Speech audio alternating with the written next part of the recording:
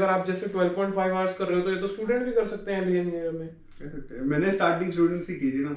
अच्छा, मैंने तो आप 20 स्टूडेंट आवर्स कॉलेज से ही कर रहे हो? ओके। 20 आवर्स से कर रहा था मैं। तो फिर उसके बाद अच्छा, उनको पता है मेरा वीजा चेंज हो गया अभी। इसका एवरेज सैलरी पैकेज कितना होता है? मतलब कि सबको, हर किसी को जानने की ये इच्छा होती है, बट स्टार्टिंग में मुझे भी प्रॉब्लम आई थी बिकॉज रेज्यूमे शॉर्टलिस्ट नहीं हो रहे थे।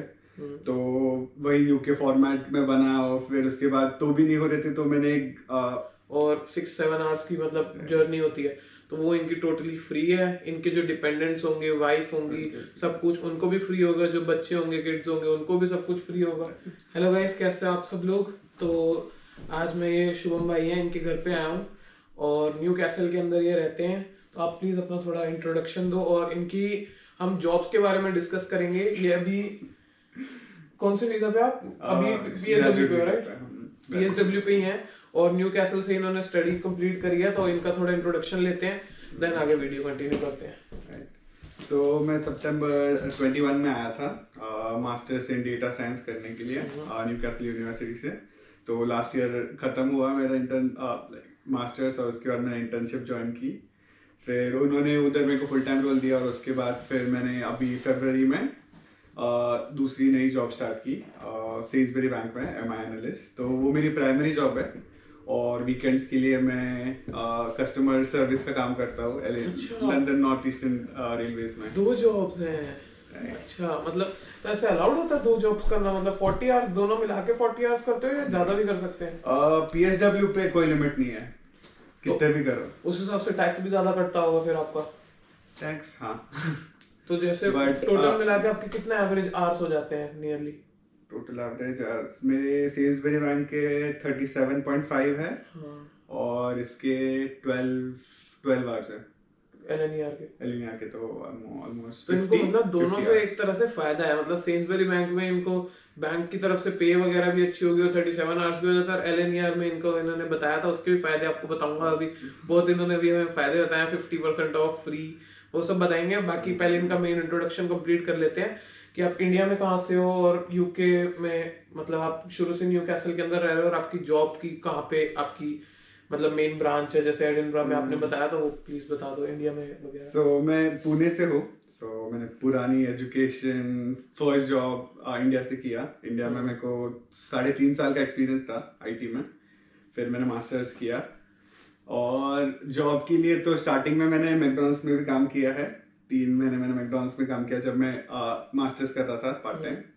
फिर उसके बाद एलिनियर में मैंने स्टार्ट किया। एलिनियर में मेरे को ऑलमोस्ट 1 साल हो गया है पार्ट टाइम करते करते। एलिनियर के एक बार फुल फॉर्म भी बता दो please. London North Eastern Railways. So ये बहुत रेप्यूटेड कंपनी है इंग्लैंड में रेलवेज के लिए। तो उसमें काम करता हूँ मैं। एलिनियर का जॉब मैंने इसलिए रखा है ताकि बिकॉज उसके पर्क्स है।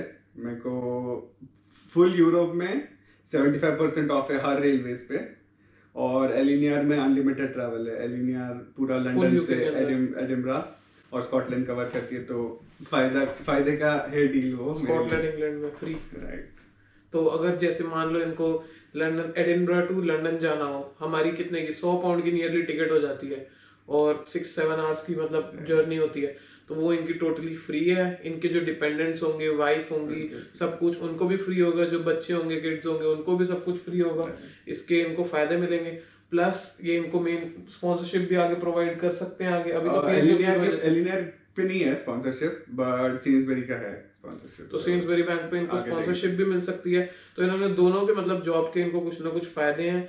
तो अब एक चीज और मेरे को पूछनी है, जैसे अब आपको ये जॉब मिली है तो ये कौन कौन से कोर्सेज पे अवेलेबल होती है ये जॉब? मतलब जैसे अभी आपका कौन सा कोर्स था? Masters in data science. Data science. तो मतलब जो जैसे हम डेटा साइंस करके आएंगे तो उनको ये जॉब मिल सकती है या और कौन कौन से कोर्सेज के लिए अवेलेबल होती है जॉब? पार्ट टाइम वाली बोल रहे हैं? जो भी आपने मतलब दोनों जॉब्स मिला के मतलब क्या क्या? मास्टर्स डिग्री एलिनियर के जॉब के लिए इतनी जरूरत तो नहीं थी।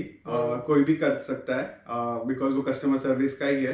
प्रॉपर ट्रेनिंग मिलता है 2 महीने का और फिर उसके बाद जो बताते हैं वही बोलना होता है। इतना कुछ डिफिकल्ट तो है नहीं। सो उसके लिए डिग्री का कोई इतना मैटर नहीं है। बाकी जो दूसरा जॉब है मेरा, हाँ मेरी डिग्री के वजह से मिला है मेरे को वो। तो वो एनालिटिक्स का जॉब है और सिर्फ डिग्री नहीं, एक्सपीरियंस भी होता है। तो आपको एक्सपीरियंस भी 3.5 इयर्स का। तो इसलिए इनको ये जॉब मिली। प्लस अभी आप जैसे मतलब आपने जॉब के लिए अप्लाई किया तो उसके लिए सीवी में मतलब कैसे बनाना होता है, यूके स्टाइल सीवी फॉलो किया आपने, लिंक्डइन पे प्रोफाइल क्रिएट करी, तो और लोगों को जैसे जॉब्स ये ढूंढनी है तो कैसे करें? स्टार्टिंग में मुझे भी प्रॉब्लम आई थी बिकॉज रेज्यूमे शॉर्टलिस्ट नहीं हो रहे थे। तो वही यूके फॉर्मेट में बना और फिर उसके बाद तो भी नहीं हो रहे थे, तो मैंने एक बंदा हायर किया था फीवर पे, जिसने मेरा रेज्यूमे बनाया था मेरे एक्सपीरियंस के हिसाब से। तो कुछ नहीं, वो ज़्यादा 40 पाउंड लिए थे उसने, 30-40 पाउंड लिए थे, बट हाँ रेज्यूमे बना के दिया उसने यूके स्टैंडर्ड से अच्छे वर्ड्स डाल के। तो हाँ उसके बाद मेरे को थोड़ा पॉजिटिव रिस्पॉन्स आने लग गया, इंटरव्यूज आने लग गए। इंटरव्यूज में भी मैंने ऐसे नहीं कि मेरे को इंटरव्यू मिला और मैंने क्लियर कर दिया वो। मैंने टाइम लगा मेरे को, मैंने ऑलमोस्ट 10 हो सकते हैं इंटरव्यूज मैंने दिए, उसके बाद मुझे लगा जॉब। तो हाँ इतना इजी नहीं लगा मुझे, थोड़ा टाइम लगता है, बट हाँ करते रहो, इंटरव्यू की प्रैक्टिस करते रहो तो हो जाता है। सही बात है। और एक मेन चीज और मेरे को पूछनी है, इसका एवरेज सैलरी पैकेज कितना होता है? मतलब सबको, हर किसी को जानने की ये इच्छा होती है, बट एवरेज बता दो अपना, नहीं एवरेज कितना होता है, मतलब कितने से लेकर कितना तक मिल जाएगा, मिनिमम और मैक्सिमम? मैक्सिमम अभी वो एरिया पे डिपेंड करता है। अभी मेरा जॉब एडिनबरा में है, इसलिए थोड़ा ज्यादा है। न्यूकैसल में पैकेजेस यूजुअली कम होते हैं। मेरा 40 प्लस है पैकेज इन हैंड, और फिर उसके बाद बेनिफिट्स रहते हैं वो अलग से। वो बोनस में को 20%। और एलएनईआर का कितना होता है? जैसे अभी आप तो पार्ट टाइम कर रहे हो, वो फुल टाइम का कितना होता है? वो एलएनईआर में आर्ली है टोटल, मतलब कस्टमर सर्विस के लिए तो आर्ली है, बट तो कुछ एनुअल में तो पैकेज होता होगा जो फुल टाइम करते होंगे या कुछ? नहीं, आर्ली पकड़ते हो। एक अप्रोक्सीमेट पकड़े तो 21,000 पाउंड साल का फुल टाइम बंदा कर रहा है तो। ओके राइट, 21,000 मतलब आर्ली कितना 13 to 18 होता है? 11 या 12 प्रो रोटा बेसिस। ओके 12-13 ऐसे नियरली होता है ऐसे, मतलब आर्ली वेजेस। तो मतलब ऐसे तो ये अगर आप जैसे 12.5 आवर्स कर रहे हो तो ये तो स्टूडेंट भी कर सकते हैं एलएनईआर में। मैंने स्टार्टिंग स्टूडेंट से की थी ना। अच्छा, तो 20 आवर्स से कर रहे हो? 20 आवर्स से कर रहा था मैं, तो फिर उसके बाद उनको पता है मेरा वीजा चेंज हो गया अभी और मैं अनलिमिटेड कर सकता हूँ, तो मैंने ये भी उनको भी पता है कि मैं वीकडेज में उधर काम कर रहा हूँ और वीकेंड्स में इधर काम कर रहा हूँ। तो हम मतलब स्टूडेंट्स को अप्लाई करना हो एलएनईआर में तो वो भी कर सकते हैं, और वो भी ऐसा बेनिफिट क्लेम कर सकते हैं, फ्री ट्रैवल इन यूके। ये काफी अच्छी लाइन है, ये मैं अपने उसमें लगाऊंगा स्टार्टिंग में, free travel all over the UK. और यूरोस्टार एक ट्रेन होती है जो लंदन टू पेरिस जाती है, उसके अंदर भी इनको 70% ऑफ है, राइट? 75% ऑफ है। तो देख लो उसकी एवरेज टिकट कितनी होती है, 70-80 पाउंड्स होती है नियरली, राइट? हाँ ऑलमोस्ट, वो तो सीजन पे डिपेंड करता है। चलो 100 पाउंड भी लगा लो तो 30 की पड़ गई इनको टिकट से, 25 की पड़ गई नियरली। तो कितना इन्हें बताओ फायदा हो गया। खाली 13 आवर्स अपने देने हैं वीक के उन्हें, और अभी भी ये जॉब पे है, ये भी ब्रेक में हमारे लिए टाइम निकाल के, स्पेशली अभी हम जाने लगे थे तो इन्होंने अपना टाइम दिया। अभी हमें जॉब के अंदर से आके ब्रेक मिलता होगा ऑफ कोर्स। तो ऐसे करके मतलब एक चीज और लास्ट और पूछनी है चीज, तो आपको मेन जॉब के अंदर क्या काम करना होता है, मेन क्या काम होता है आपका? फर्स्ट ऑफ ऑल एलएनईआर का बताता हूँ मैं। फर्स्ट तो कॉल्स होते हैं, कस्टमर्स को क्वेरी होते हैं, कस्टमर्स को कंप्लेंट्स होते हैं, क्लेम्स करने होते हैं कि जैसे कि यूके में टाइम को लेके बहुत स्पेसिफिक है कि अगर तुम्हारी ट्रेन हाफ एन आवर भी लेट हुई तो भी तुमको आधे पैसे वापस मिल जाते हैं। तो लोग काफी क्लेम करते हैं। वो हाफ एन आवर का भी होता है? मैंने तो कितनी बार नहीं करा ऐसा क्लेम।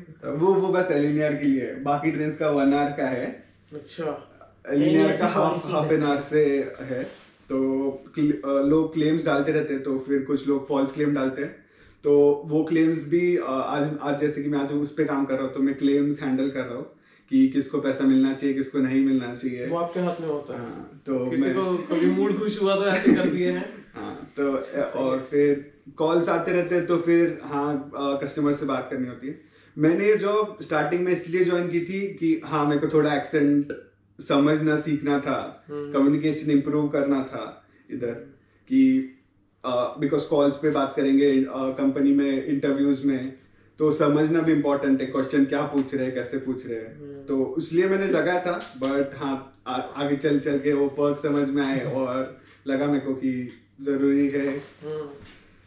और बैंक के अंदर क्या जॉब होती है? मतलब बैंक में कुछ एक जैसे होता है ना घर बैठे बैठे, और इनका वर्क फ्रॉम होम है, एडिनबरा के अंदर जॉब है और ये न्यूकैसल के अंदर है अभी, और एक दिन जाना होता है इन्हें खाली हफ्ते में, थर्सडे या फ्राइडे व्हाटएवर जो भी डेज होते हैं। तो उसके अंदर बैंक के अंदर आप कैसी जॉब करते हो घर बैठे बैठे? बैंक में हम हमारी टीम है 4 लोगों की।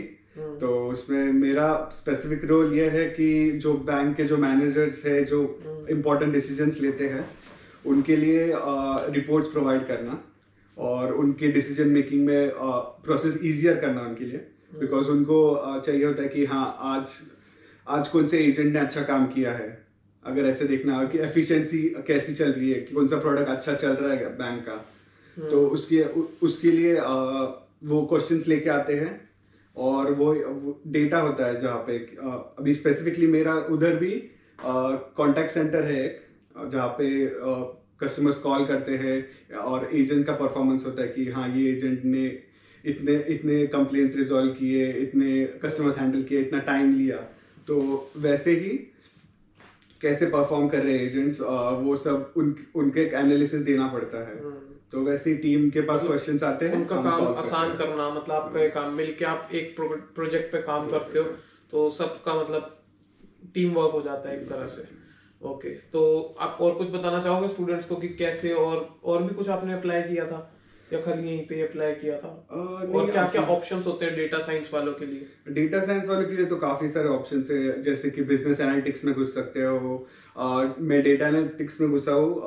और दूसरा एक ऑप्शन होता है डेटा साइंस में घुसना, वो ज्यादा टेक्निकल है, डेवलपिंग ज्यादा है, पैसा भी बहुत ज्यादा है। पाइथन वगैरह भी सिखाते होंगे ना? अच्छा, एक बिजनेस एनालिटिक्स होता है, एक डेटा एनालिटिक्स होता है, दोनों का मतलब ऑलमोस्ट कुछ सब्जेक्ट सेम होते होंगे, मॉड्यूल्स वगैरह। पाइथन वगैरह मैंने सुना है बिजनेस एनालिटिक्स वालों को भी काफी अच्छी जॉब मिलती है। जैसे इंश्योरेंस कंपनी मेरी एक वो है, मतलब नॉन में एक है, उनको 35-40 ग्रैंड का मतलब ऐसे पैकेज मिला एनुअली। वो इंश्योरेंस की कोई कंपनी है, डायरेक्ट लाइन, उसके अंदर उन्हें जॉब मिली हुई है। तो उनको इंश्योरेंस में बेनिफिट मिलता है, जैसे ईयरली उनको 10% 20% ऑफ मिल गया ऐसे करके। तो हर कंपनी अपना अपना कुछ अलग बेनिफिट देती है और हर किसी को अपना अपना फायदा देती है। तो ऐसे ही इनको भी मिला हुआ है। तो आप किसी अगर कंपनी के अंदर अप्लाई करोगे तो आपको भी ऑफ कोर्स मिलेगा। अगर आप हाउसिंग में करो तो उसमें आपको मिलेगा। अभी मैं सेल्सबेरी में काम कर रहा हूँ, तो सेल्सबेरी बैंक, आर्गोस, वहाँ पे मेरे को 10% मिल जाता है डिस्काउंट। अच्छा। और सैलरी डे होगा तो 20% मिल जाता है डिस्काउंट। तो मतलब जैसे आईफोन भी मिलता है आर्गोस के अंदर ना, तो 1000 का है तो 800 का इन्हें आईफोन पड़ गया एक तरह से। 14 प्रो जो हमारा 999 का है, मे बी ऐसा कुछ है, तो 800 का। तो एनीवेज बस आज के लिए इतना ही। आपको और कुछ बताना है मतलब, या इनफ है? कोई स्टूडेंट्स कैसे मतलब अपने लिए कर सकते हैं यूके के अंदर, कुछ अगर आपको कुछ बताना हो, सजेशन देना हो कुछ? मैं ये बोलूंगा कि इजी तो नहीं रहेगा, बट कोशिश करते रहो और आप तैयारी करके आओ कि मेहनत करनी है। हाथ में तो नहीं मिलने वाला, मैंने खुद महसूस किया है ये कि हाथ में तो नहीं मिलेगा, मेहनत करनी पड़ेगी। बट हाँ, रेडी रहोगे मेहनत करने को तो प्रॉब्लम नहीं है कुछ, आसानी से कटेगी जिंदगी। और इंडिया जैसे वर्क एनवायरनमेंट नहीं है यहाँ पे प्रिटी चिल है, कोई टेंशन नहीं। मैं वर्क फ्रॉम होम में मैं जब चाहता हूँ तभी काम करता हूँ, इतना कुछ प्रॉब्लम नहीं है इधर।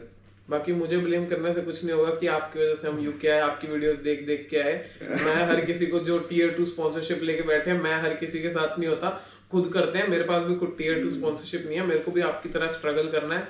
तो अपना खुद आके यहाँ पे मेहनत करो, सेटल डाउन हो। मैं बस आपको आइडियाज दे सकता हूँ या और लोगों की हेल्प के जरिए आपको मैसेज पहुंचा सकता हूँ कि ऐसे ऐसे आपको करना है। बाकी सब आपको करना खुद है, मेहनत खुद करनी है। तो all the best for your future and bye bye, take care, thank you so much.